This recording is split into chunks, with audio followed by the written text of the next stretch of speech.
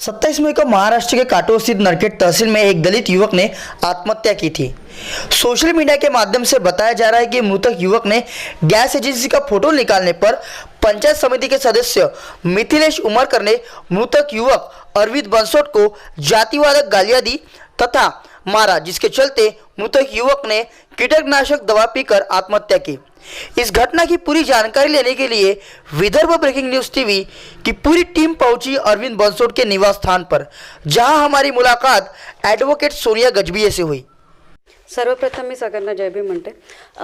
Actually हम लोग आज इस गांव में आए हैं, तो यहाँ के जो रहिवासी है जिनका नाम है गजानन, उन्होंने मुझे फ़ोन किया कि मैडम हमारे गांव में थोड़ा प्रॉब्लम हुआ है, तो आपको हमारे गांव में आना पड़ेगा। तो एक्चुअली उसका मुझे फ़ोन जब आया तो मैंने उनको डिटेल पूछा कि क्या प्रॉब्लम है। तो उन्होंने बताया मैडम एक्चुअली हम दलित बस्ती में रहते हैं एंड हमको ऐसा पता चला है आप दलित एक्टिविस्ट है और आप दलित लोगों को हेल्प करते हैं।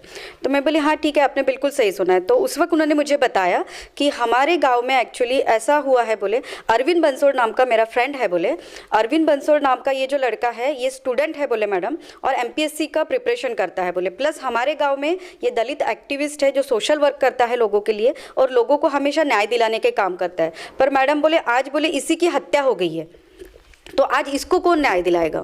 तो फिर मुझे मैटर थोड़ा सीरियस लगा, तो मैंने उनको कमिटमेंट दिया कि मैं कल आपके गांव में आ रही हूँ करके।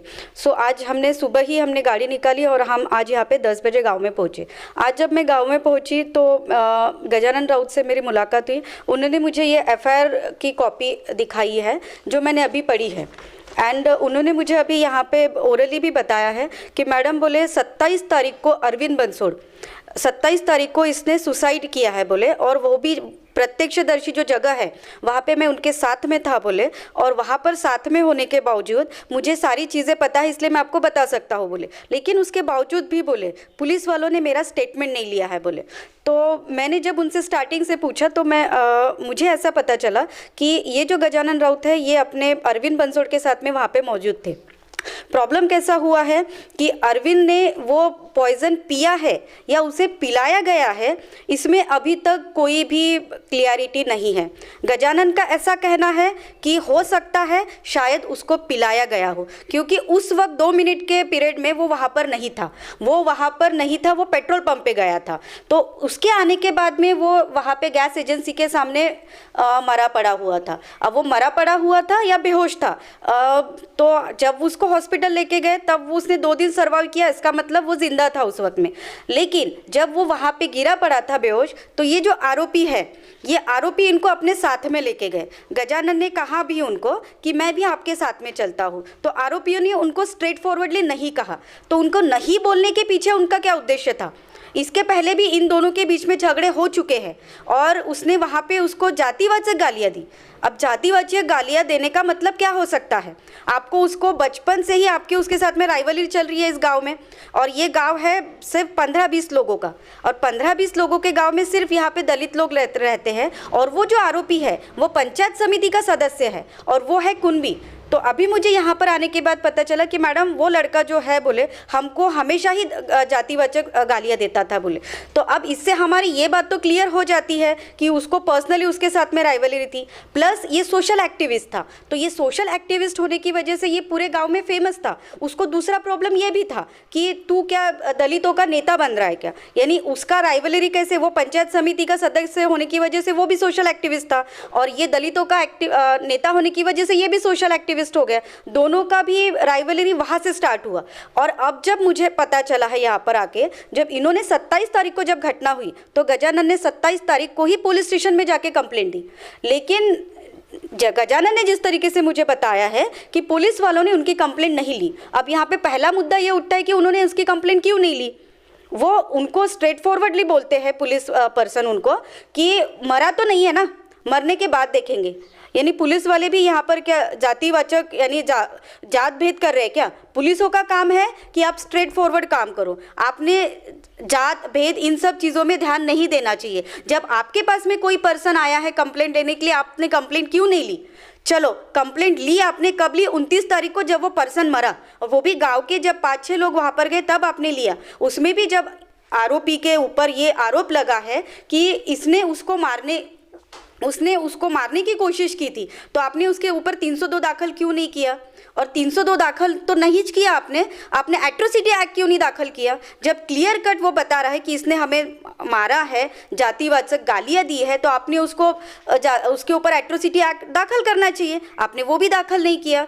2 दिन बाद आप उनकी कंप्लेंट लेते हो। 27 को इंसिडेंट हुआ, आप 29 तारीख को, ये एफआईआर में लिखा है स्ट्रेट फॉरवर्डली, 29 तारीख को आप 4:30 बजे उनकी कंप्लेंट ले रहे हो। उसके बावजूद भी आपको एक लेटर और दिया जाता है कि हमारा एट्रोसिटी आप दाखिल करो। ये दूसरा लेटर है उनका जो उन्होंने तकरार की है। इसमें भी साफ उन्होंने बोला है कि आप एट्रोसिटी उसमें दाखिल करो क्योंकि जातिवाचक गालियाँ दी गई है, आप उसमें भी नहीं कर रहे हो। ऊपर से आपके ऊपर प्रेशर है। किसका प्रेशर है आपके ऊपर? जहाँ तक ये गजानन का कहना है कि ये जो पंचायत समिति का आरोपी है, इसके ऊपर जो यहाँ के गृह मंत्री है अनिल देशमुख सर का उसके ऊपर हाथ है बोले। तो अब मुझे ये कहना है कि ये घटना हुए यहाँ पर काफ़ी दिन हो चुके हैं, आज 5-6 दिन हो चुके हैं, अभी तक आरोपी इसमें अरेस्ट नहीं हुए हैं। तो आरोपी जब इसी गांव में रहते हैं तो अभी तक अरेस्ट क्यों नहीं हुए हैं? आप अभी तक कर क्या रहे हैं? और इनको तो उनके सारे एड्रेस पता है ना, उनका पता है। और उनके साथ में जो 2 लोग और थे, वो 2 लोग नहीं थे, वो 3 लोग थे। 3 लोग इन्होंने बताए, आपने 2 ही लोगों के नाम लिए। आप करना क्या चाहते हैं? यानी आप हमको सीधा बताइए ना कि अगर आपके ऊपर प्रेशर है तो फिर हम आपको लेटर देते हैं, फिर हम एसपी तक जाएंगे। लेकिन ये तरीका नहीं होता है। आप एक पुलिस पर्सन हो, आप जो पीआई डेकाटे हैं वो अभी अपना मोबाइल बंद करके बैठे हैं। अभी हम यहाँ से सीधा पुलिस स्टेशन जाने वाले और उनके सवाल पूछने वाले कि आपने अभी तक आरोपी को अरेस्ट क्यों नहीं किया। और अरेस्ट नहीं कर रहे होंगे आप, तो हम यहाँ पर एक बड़ा आंदोलन करेंगे। आंदोलन करने के बाद में फिर आप देखना कि अगर यहाँ पे कुछ भी होता है तो उसके पूरे जिम्मेदार फिर ये पीआई रहेंगे। अगर पुलिस स्टेशन में आने के बावजूद भी आप अगर नहीं कंप्लेंट ले रहे तो फिर ये इंसान जाएंगे कहाँ पर?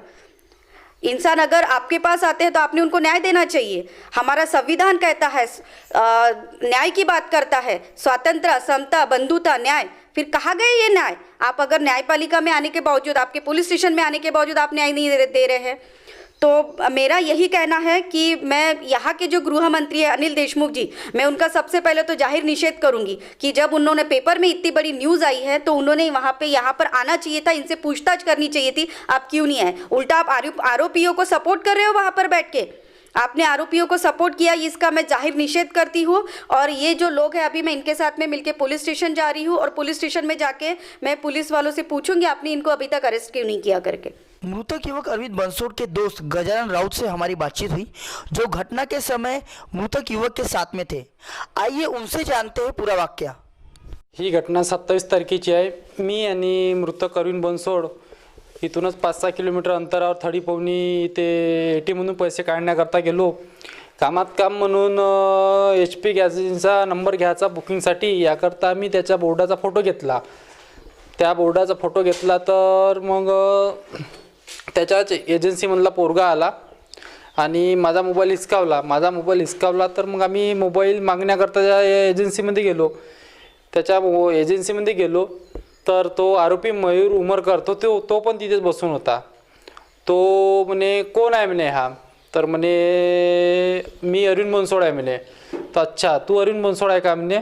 खूप दिवसाचं नाव ऐकलं होतं म्हणे, तर आता पाहिले पण भेटून राहिलं म्हणे। तर म्हणे काऊन का झालं म्हणे? नाही म्हणे खूप कंप्लेंट आला म्हणे त्यावेळेला, म्हणे खूप उचलून राहिला म्हणे तू साल्या म्हणे, मायरा म्हणे तुले म्हणे खूप म्हणे दलिताचा नेता बनायचा आहे का म्हणे। तर म्हणे दादा म्हणे चांगलं बोल म्हणे तू। तर म्हणे चांगलं का बोलायचं आहे म्हणे, तुला लीडर बनायचा जास्त शौक असेल तर सांग म्हणे, कुठं कुचकून टाकीन तर पताही नाही चालणार म्हणे। तर म्हणे तुला का करायचं तू कर म्हणे। मग म्हणे मोबाईल देऊन दे, आम्ही चाललो म्हणे। तर तो म्हणे मोबाईल भेटत नाही म्हणे। मग दादाचा मोबाईल हिसकला, म्हणे मोबाईल देऊन द्या, आम्ही चाललो म्हणे। मग तो म्हणे मोबाईल भेटत नाही म्हणे, तुला का करा तू कर म्हणे। मग दादा म्हणे ठीक आहे म्हणे, सोड म्हणे। मग अजून म्हणे दादा म्हणे मोबाईल देऊन दे म्हणे। मग त्याचे 2-4 मित्र होते तिथंच आणि मयूर पण होता। तो म्हणे पकडा रे म्हणे, पजवा म्हणे येले। मग त्यांनी मग आम्हाला धक्काबुक्की केली, मारलं। मग त्यांनी खालतं पाडलं आणि मग तो म्हणे थांब म्हणे, साला आमचा विषयच संपवतो म्हणे। मग तिथं 50 लोक होते। मग दादाले म्हणे थांब म्हणे तू. मग तो मयूर म्हणे जा म्हणे ह्यान म्हणे लट आण म्हणे आणि याले पजाव म्हणे. मग ते मारत राहिले. आम्ही म्हणजे बचाव करत राहिलो. मग म्हटलं दादा म्हटलं तिथच्या लोकांनी मग थोडंसं साईडमध्ये केलं. मग आम्ही थोडं साईडमध्ये थांबलो. मग म्हटलं दादाला म्हटलं जाऊ द्या म्हटलं मोबाईल सोडा म्हटलं आता आपण चाललो जाऊ म्हटलं घराकडं. तर ठीक आहे म्हणे या तुम्ही पेट्रोल टाकून. तर मग मी पेट्रोल टाकण्याकरता तिकडे गेलो. 2 मिनटातच वापस आलो. 2 मिनटात वापस आलो तर मग तिथं गर्दी होती. मला वाटलं का अजून मारलं असं दादाला. तर मग मी ती जाऊन बघितलं तर दादा तिथं त्याच्या पायरीवर लोडून होते आणि पॉयझनची बॉटल खाली पडली होती. तो आपने फिर पुलिस स्टेशन में जाके कंप्लेंट नहीं की क्या इस बारे में? नाही, मी पोलीस स्टेशनला गेलो होतो. पोलीस स्टेशनला गेलो असता तर मग पोलीसवाले म्हणे म्हणलं असं अशी गोष्ट झाली म्हटलं. तिथं म्हटलं ते पॉयझन घेऊन पडून होते म्हटलं आणि आम्हाला मारलं पण म्हटलं. तर मला रिपोर्ट द्यायची आहे म्हटलं. तर मग तो पोलीसवाला म्हणे कायची रिपोर्ट म्हटलं आम्हाला मारलं म्हटलं. तर मी तिथंच होतो म्हटलं. तर रिपोर्ट द्यायची आहे म्हटलं. तर तो म्हणे तो मेला का म्हणे अजून मरायचा आहे म्हणे मेल्यावर पाहू म्हणे. मी म्हटलं साहेब तुम्ही कसे बोलून राहिले. तर म्हटलं कंप्लेंट घ्या म्हटलं. तर नाही म्हणे आम्हाला म्हणे तिकडूनच म्हणे वॉकी टाकी म्हणे तेव्हा आम्ही म्हणे ॲक्शन घेऊ म्हणे. तुमको क्या लगता है कि कहीं ना कहीं जो युवक है जिसने जहर खाकर आत्महत्या की थी उसको मारा गया है कि उसे खुद जहर खा के मरा है? मला तर असं वाटते की म्हणजे मृत अरविंद बनसोड हे जर स्वतःहून नाही घेऊ शकत. कारण की कसं आहे त्यांचे घरचे करता धरता पुरुष होते. त्यांनाच सर्व करायला लागत होतं. त्यांच्या मागं 2 भाऊ आजी बाबा सर्व होतं आणि ते इतका मोठा कदम स्वतः उचलू नाही शकत. आणि ज्यावेळी हा प्रकार घडला मी तिथं होतो नाही म्हणून मला असं नाही वाटत की त्यांनी स्वतः घेतलं असेल म्हणून. एडवोकेट सोनिया गजबी और गजानन राउत से पूरा वाकया सुनने के बाद वास्तविकता में जो आरोप लगाए जा रहे हैं इसकी पुष्टि के लिए हम पहुंचे जलाल किला पुलिस स्टेशन में, जहां हमारी मुलाकात पीआई डेकाटे से हुई. काय म्हटलं होतं त्यांनी? त्यांनी म्हणे घेतलं तर आता जेव्हा व्यक्ती मरेल म्हणे तेव्हा आम्ही कंप्लेंट घेऊ म्हणे. हे शब्द होते त्यांचे. कोण होतं त्यावेळेला? हजर कोण आता होतं? ड्युटीवर नाही आहे ते. आता ते ड्युटीवर नाही आहेत. ओके. पण तुम्हाला असं वाटत नाही ओव्हरऑल हे प्रकरण पुन्हा राजकारणी असल्यामुळे थोडं दाबल्या जात आहे म्हणून? नाही आम्हाला माहिती नाही बुवा. त्या तुम्हाला राजकारणी आहे का याच्यावर त्याच्यावर- सर पीआय आहे ना तुम्ही इन्चार्ज आहे इथले. हो, मला 7-8 महिने झाले. हां हां. होय. दाबण्याचा काही प्रश्न नाही. जशी रिपोर्ट दिली त्याप्रमाणे आम्ही रिपोर्ट घेतलेली आहे. कलम 306 नाही मॅडम 29 तारखेला पण काय ते रिपोर्ट घ्यायला तयार नव्हते नाही. कारण ते 29 तारखेला आले त्याच्यानंतर म्हणलं आम्ही प्रेत त्याच्या घरी नेतो. मग त्या प्रेशराईज मध्ये याने तोंडी रिपोर्ट घेतला पहिले. मग त्याच्यानंतर एफआयआर दाखल केली. तोंडी रिपोर्ट घेतल्यानंतर एफआयआर दाखल केला जातो. नाही पहिल्यांदा जेव्हा आले ना हे मृतक मला तेव्हा पण घेतलेलं नाही. जेव्हा यांच्यासोबत गावातले लोक आले तेव्हा यांनी एफआयआर घेतलेला. तेव्हा एफआयआर घेतले. सर मी इथे सीसीटीव्ही फुटेज असणार ना? नाही सीसीटीव्ही जरा बंद आहे. आता सर म्हणजे आता तुमच्या हाताखाली पोलीस स्टेशन आहे आणि इथले सीसीटीव्ही फुटेज जेव्हा बंद पडतात तर तुम्ही त्याच्यावर काहीच ऍक्शन घेतलेली नाही. आता तुमच्या हातात आहे ना पोलीस स्टेशन कसं मॅनेज करणार. तर मॅडम ज्या वेळेस किशोर त्यांनी जेव्हा रिपोर्ट दिली आम्ही घेतलेली आहे. डीवायएसपी साहेब होते स्वतः डीवायएसपी साहेब होते. पण म्हणजे तुम्हाला असं नाही वाटत म्हणजे माझ्या मते तरी आणि यांच्या मते तरी असं यांना म्हणायचं आहे की गृहमंत्र्याचा हात त्या व्यक्तीच्या डोक्यावर आहे आणि तो स्वतः यांना म्हणायचा यांच्या जो तक्रार करतायचा भाऊ तो आता आलेला नाहीये ते त्यांनी सुद्धा आता मी भेट दिलेली आहे त्यांच्या घरी. त्यांनी सुद्धा मला सांगितलेलं आहे की तो व्यक्ती नेहमी म्हणायचा की गृहमंत्र्याचा माझ्या डोक्यावर हात आहे. अनिल देशमुख सरांचं म्हणजे माझे खूप चांगले ओळखीचे व्यक्ती आहे. आम्हाला तर काही नाही. आम्हाला भेटला नाही काय नाही. आम्ही सीसीटीव्ही फुटेज सर तुमचे का बरं चालू नाहीये वर्किंग का नाही? 2-3दा आम्ही त्याच्या घरी गेलो परंतु तो मिळून आला नाही. पण सीसीटीव्ही फुटेज तुमचे चालू नाही याच्यावर तुमचं काय म्हणणं आहे मग? कारण की सीसीटीव्ही फुटेज असते तर आज आम्ही राईट टू इन्फॉर्मेशन मध्ये मागवू शकलो असतो. त्याच्यामध्ये आम्हाला इन्फॉर्मेशन मिळाली असती हे 27ला पण आले 28ला पण आले 29ला पण 2दा आले म्हणून. ज्याप्रमाणे तुमचं म्हणणं आहे की 29ला हे आले आणि आम्ही कंप्लेंट घेतली. जेव्हा की यांचं म्हणणं असं आहे आम्ही 29ला पहिल्या दिवशी आधी आलो तेव्हा घेतली नाही. मग 29ला त्याच दिवशी बाकी लोकांसोबत गावकऱ्यांसोबत आलो तेव्हा आमची तक्रार घेण्यात आली. तुम्ही नंतर घेतली ना पहिल्यांदा घेतली. तुम्हालाही माहिती आहे की ते सीसीटीव्ही फुटेजमुळे कितीतरी म्हणजे बरोबर हायकोर्टाचे पण ऑर्डर आहे. ते CCTV काढून ठेवलं होतं ते आता लावायचे आहेत आणि ह्याच्यामध्ये ते नादुरुस्त झालं होतं तर त्यामुळे ते लावायचे आहेत. आमच्याकडे आहेत बाकीचे कॅमेरे लावले आहेत नादुरुस्त असल्यामुळे ते ठेवले. सर तुम्ही 2 दिवसामध्ये त्या व्यक्तीला अरेस्ट नाही करू शकले का? तो बघा 2 दिवस म्हणजे ते आता 29 ला जसं तुम्ही कंप्लेंट लिहिली ठीक आहे 30 आणि 31 तारीख बरोबर आहे. लॉकडाऊनचा पिरियड होता तो बाहेर जाऊ शकत नाही गावाच्या माणसं म्हणजे कुठं म्हणजे जातात? कुठे ना कुठे असं तुम्हाला वाटतं की Lockdown- तुमचेच व्यक्ती त्यांना सपोर्ट करत आहेत म्हणून नाही कसं नाही म्हणू शकता तुम्ही? मला एक सांगा ना हा. लॉकडाऊन मध्ये आम्ही कोणता व्यक्ती हे बघा लॉकडाऊनच्या lockdown मध्ये- ह्याच्यामध्ये lockdown लॉकडाऊनच्या ह्याच्यामध्ये सगळीकडे restriction- बरेच लोक येणं जाणं करत होते. सर विदाऊट परमिशन कोणीच कुठे जात नाहीये. नाही पण आम्ही जेव्हा स्वतः इथे आलो तर आम्हाला 10 प्रश्न विचारण्यात आले. बरं. आम्ही सांगितलं आम्ही विथ परमिशन आलो म्हटलं. बघा हा. जिल्ह्यामध्ये हम्म. ते परमिशन दिली आहे आपल्या ह्यानी हो तेच तर म्हणते ना मी. जर- हा.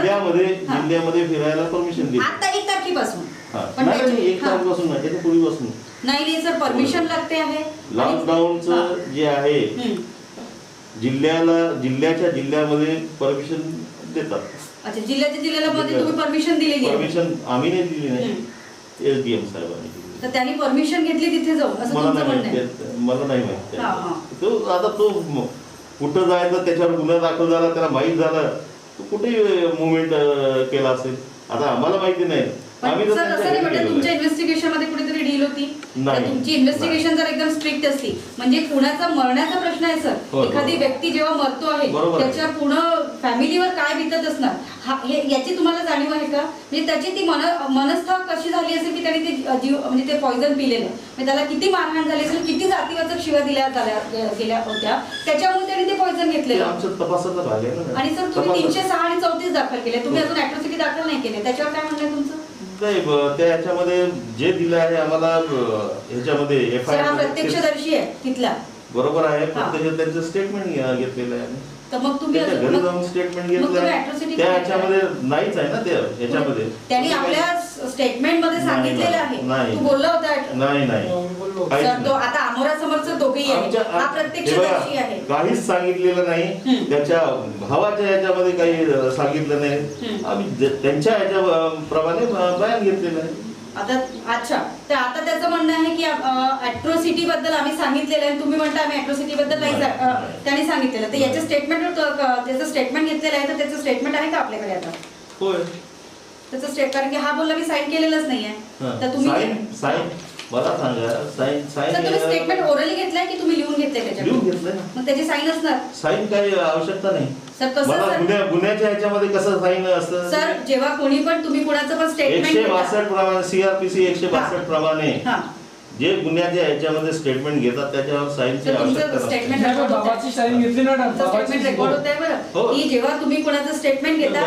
बाकीचं आता कशाला हे करता नाही ते राहू दे कारण की जर तुम्ही एखादं स्टेटमेंट घेता तर स्टेटमेंट घेतल्यानंतर तुम्ही त्या व्यक्तीला वाचायला देता आणि त्याच्यानंतर तुम्ही बरोबर. त्याच्यावर साईन घेता नाही साईन त्याची काही आवश्यकता नाही अच्छा असं तुमच्या म्हणण्याप्रमाणे साईन आवश्यक हो, नाही नाही. तर मग तुम्ही त्याला वाचायला तर दिलं तुम्ही त्याचं हो, स्टेटमेंट नाही. तो सरळ नाही म्हणतो. त्याच्या घरीच गेलो होतो ना. मला बाबाचं स्टेटमेंट वाचायला लावलं मी बाबाचं स्टेटमेंट वाचून सांगितलं बाबानं साईन केली धीरज भाऊचं स्टेटमेंट होतं धीरज भाऊनं स्टेटमेंट आणलं धीरज भाऊनं साईन केली मी पण नाही केली आहे आणि विनोद भाऊ बनसोड त्यांचं स्टेटमेंट झालं त्यांनी बी नाही केली दोघांनी दुसऱ्या दिवशी मॅडम आम्हाला दुसऱ्या दिवशी तर संडे आला सोमवारी म्हणजे तुम्ही फक्त दोघं जण तुम्ही पोलीस स्टेशनला या 11 वाजता पण आम्ही आलो नाही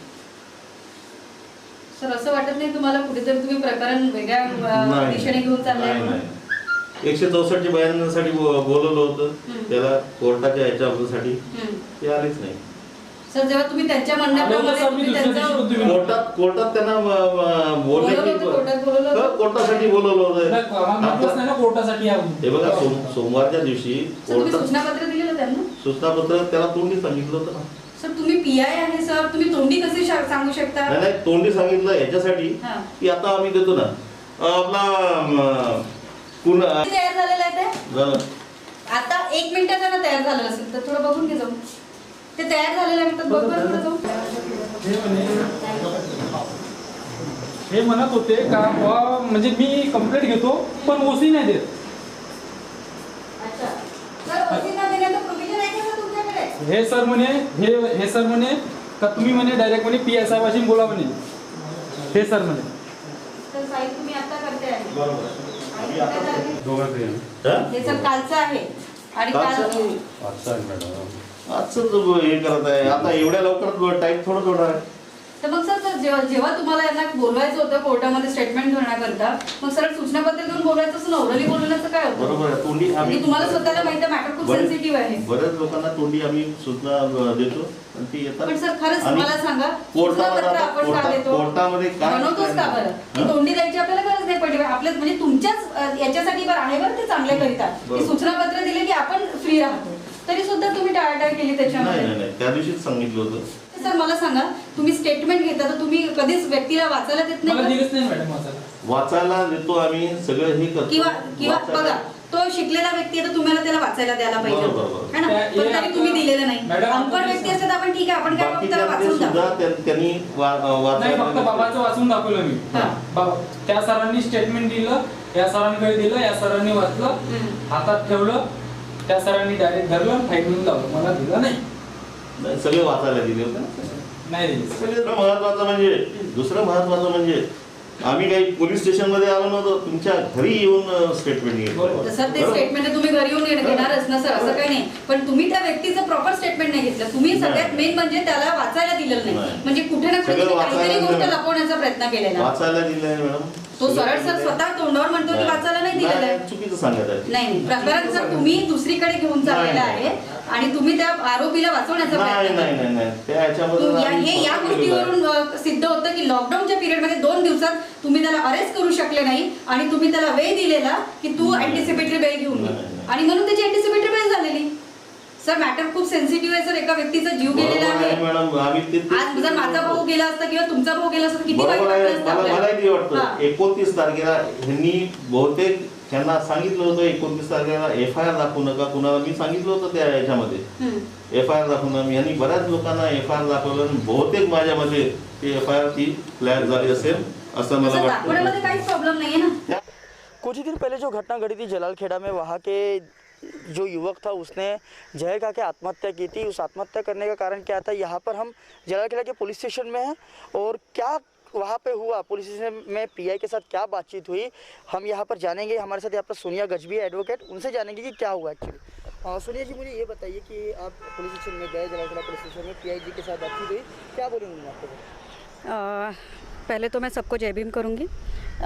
एक्चुअली ये जो मैटर है, जो यहाँ पे पीपड़ धरा गांव में जो मैटर हुआ है, ये बहुत ही सेंसिटिव मैटर है और ये हमारे समाज में बहुत ही दुखद घटना है कि आज के तारीख में भी जहाँ पर हम इतनी बड़ी बड़ी बातें करते हैं टेक्नोलॉजी की, लेकिन यहाँ पर आज भी वर्ण व्यवस्था के नाम पे ये ऐसी सारी बातें हो रही है कि जो ये अरविंद बंसोड़ करके ये लड़का है, ये हमारे दलित कम्युनिटी का लड़का है और ये बहुत होनहार लड़का था. ये स्टूडेंट था MPSC का और अपने गांव का काफ़ी पढ़ा लिखा लड़का था ये. लेकिन शायद इसके जो राइवलरी वाले थे, जो अदर कास्ट के थे, कुनबी कास्ट के थे, ये उनको ये सब चीज़ें पसंद नहीं आई, तो ये हमेशा उनसे झगड़ा करते रहते थे. तो ये इनका जो झगड़ा करने का तरीका था हमेशा राइवलरी वाला ही था कि तू क्या दलित समाज का नेता बनेगा क्या, तू क्या मेरा कंपटीशन करेगा क्या, तू हमेशा मेरे पैरों के नीचे ही रहेगा, तू कभी आगे नहीं बढ़ सकता. इस टाइप के ये स्टेटमेंट रहते थे आरोपी के उसके साथ में हमेशा, जो मृतक है. तो आज जब मैं ये गांव में आई थी, जो उनके सहपाठी है गजानन राउत, इन्होंने मुझे फ़ोन किया था. मैडम बोले हमारे गांव में ऐसी ऐसी स्थिति हुई है और हमारा जो मेरा मित्र जो है अरविंद बंसोड़, ये दलित कम्युनिटी से बिलोंग करता है और इसके साथ में ऐसी ऐसी घटना हुई है. तो उसने जैसे ही मुझे ये सारी चीज़ें बताई तो हमने उसके घर पे गए. मैंने गजानन से सारी चीज़ें पूछी. उसने मुझे A to Z बातें बताई कि वो कैसे उस जगह पे घटनास्थल पे प्रत्यक्षदर्शी था और उसने कैसे वो देखा कि वो आरोपी ने उसको कैसे पैरों से, हाथों से, लातों से कैसे मारा है उसको. देन उसके बाद में उसको जातिवाचक गालियाँ दी है. जातिवाचक गालियाँ भी ऐसी कि जिसको सुनने में हमको शर्म आए, और ऐसी जातिवाचक गालियाँ उन्होंने उसको दी है. और सबसे मुद्दा इस बात का है कि वो जो आरोपी है ये राष्ट्रवादी कांग्रेस के जो गृह मंत्री है अनिल देशमुख, इनका सहपाठी है, इनका कार्यकर्ता है। और वो उनका कार्यकर्ता होने की वजह से उनके ऊपर जो है पुलिस स्टेशन पे पूरा राजकीय प्रेशर है, जो पॉलिटिकल पर्सन है उनका प्रेशर है। और ये उसके वजह से इसमें बहुत ज़्यादा ध्यान नहीं दिया गया मैटर में। एक्चुअली ये जो मृतक के जो भाई है और जो प्रत्यक्षदर्शी है गजानन राउत, ये पुलिस स्टेशन में 27 तारीख को जब घटना घटी उस दिन आए, तो यहाँ के पुलिस वालों ने उनको वहाँ पर वापस भेज दीजिए ये बोल के कि लड़का अभी तक मरा नहीं है, जिस दिन मरेगा उस दिन हम ये रिपोर्ट जो है वो दर्ज करवाएंगे। तो वो जो गजानन राउत है और उनका मृतक का जो छोटा भाई है वो यहाँ से वापस चले गए और ये लोग गांव के हैं, तो इसलिए इनको ये पुलिस वाले ज़्यादा प्रेशराइज कर रहे थे। तो ये 28 तारीख को भी गए हैं, जबकि वो यानी कंटिन्यूसली हॉस्पिटल में भी बिजी थे, नागपुर में मेडिकल में भी आना जाना कर रहे थे, यहाँ पे भी वो आए। 29 तारीख को भी ये लोग यहाँ पर आए। 29 तारीख को जब वो मृतक मर गया तो सुबह ये लोग आए यहाँ पर कि हमारी कंप्लेंट दीजिए करके, तब भी पुलिस वालों ने उनकी कंप्लेंट नहीं ली। लेकिन जब गाँव वालों के साथ में सारे जब लोग मिल के आए तब जाके उन्होंने 4:30 बजे ये कंप्लेंट ली है और 4:30 बजे ये कंप्लेंट ली 29 तारीख को। 29 तारीख के 4:30 बजे कंप्लेंट लेने के बावजूद भी आज लॉकडाउन की परिस्थिति है, सब लोगों को पता है, सब लोग घर पे ही रह रहे। अगर कहीं पे आपको गांव के बाहर जाना है तो आपको परमिशन लेनी पड़ रही है पुलिस स्टेशन से या एसडीओ ऑफिस से, उसके बावजूद भी पुलिस वालों ने उसको अरेस्ट नहीं किया। पहला सवाल तो यही पे बनता है कि पुलिस वालों ने उनको अरेस्ट क्यों नहीं किया, और अगर अरेस्ट नहीं किया है तो क्या वो उसके घर पे जाके उसको उन्होंने गाँव में ढूंढा है? नहीं ढूंढा उन्होंने। अगर ढूंढे होते तो वो पर्सन ज़रूर अरेस्ट हुआ रहता। और उन्होंने ये जानबूझ के पॉलिटिकल प्रेशर में आके उसको अरेस्ट नहीं किया है, इसलिए उसको एंटीसिपेटरी बेल आज मिली हुई है। लेकिन आप जो कह रहे हैं कि यहाँ पर जो मतलब अर्जदार है वो यहाँ पर आया था, तो यहाँ पर सीसीटीवी कैमरेस भी है जी। क्या उन्होंने इस चीज़ों को जी, मैं सीसीटीवी कैमरा में ये सब चीज़ें मंगवाने वाली थी आरटीआई इन्फॉर्मेशन में, राइट टू इन्फॉर्मेशन में। लेकिन अभी मेरी जब पीआई से बात हुई तो पीआई ने मुझे खुद बताया कि यहाँ के सीसीटीवी कैमरा काम नहीं कर रहे। अब मुझे बताइए, अगर हमारे जो ये तकरार करता है ये सही बोल रहे हैं और पुलिस वाले सही बोल रहे हैं, इसमें से अब हम कैसे सोचेंगे कि कौन सही बोल रहा है? अगर सीसीटीवी फुटेज सही होते तो आज हमको ये चीज़ें यहाँ पर पता चल जाती थी। लेकिन एक पीआई होने के नाते क्या उनका वो रिस्पॉन्सिबिलिटी नहीं है कि अगर उनके पुलिस स्टेशन के कैमरा, उनका सीसीटीवी कैमरा चालू नहीं है तो उसके ऊपर ध्यान देना? पिछले 10 दिन से अगर उनके सीसीटीवी कैमरा बंद थे तो वो ये इनकी रिस्पॉन्सिबिलिटी थी कि उसको ठीक कराना। क्यों नहीं करवाए कि यहाँ पर जो भी चीज़ें वो बाहर के लोगों को पता ना चले, इसलिए। लेकिन आरोपी को कहीं ना कहीं एंटीसिपेटरी बेल मिल चुकी है। हाँ। तो अभी आपकी आगे भूमिका क्या रहेगी? सबसे पहले तो हमारी ये भूमिका है कि एट्रोसिटी जो इन पुलिस वालों ने ऐड नहीं किया है उसमें हम अभी एसपी को एक लेटर देने वाले हैं कि एट्रोसिटी उनके ऊपर दाखिल करो करके। एट्रोसिटी ये राजकीय प्रेशर के चक्कर में आके उसके ऊपर एट्रोसिटी दाखिल नहीं कर रहे। अगर उसमें कहीं ना कहीं एट्रोसिटी एक्ट भी दाखिल होता तो शायद उसके बेल मिलने के चांसेस कम होते। और पुलिस वालों ने जानबूझ के उसको समय दिया हुआ है एंटीसिपेटरी बेल लेने का। इस सारी घटना को गौर से देखने के बाद नतीजा यही समझ आ रहा है कि यह मामला काफी संवेदनशील है, लेकिन पुलिस निरीक्षक ने इस घटना को बहुत हल्के में लिया, जिसका खामियाजा दलित समाज के कार्यकर्ता व होनहार विद्यार्थी अरविंद बंसोड़ को अपनी जान गंवा के भुगतना पड़ा, जिसका सीधा असर उसके परिवार पे गिरा, क्योंकि वह अपने परिवार का सबसे बड़ा बेटा और कमाऊ बेटा था। अब उसके घर की जिम्मेदारी कौन लेगा? यह हत्या है या आत्महत्या, इसका पता अभी तक पुलिस नहीं लगा पाई। साथ में ही इन्होंने एट्रोसिटी दखल न करके यह दिखाया है कि वह राजनीतिक दबाव में आकर कोई काम ढंग से नहीं कर पाए, जिससे यह कहा जा सकता है कि पुलिस यंत्रणा कहीं ना कहीं फेल हुई है। यह घटना संभालने में और ऐसे में एडवोकेट सोनिया गजभिये इन्होंने पीआई डेकाते को सस्पेंड करने की मांग की है। साथ में नरखेड़ तालुका के आमदार गृह मंत्री अनिल देशमुख इनका निषेध किया है और सरकार का भी जाहिर निषेध किया है।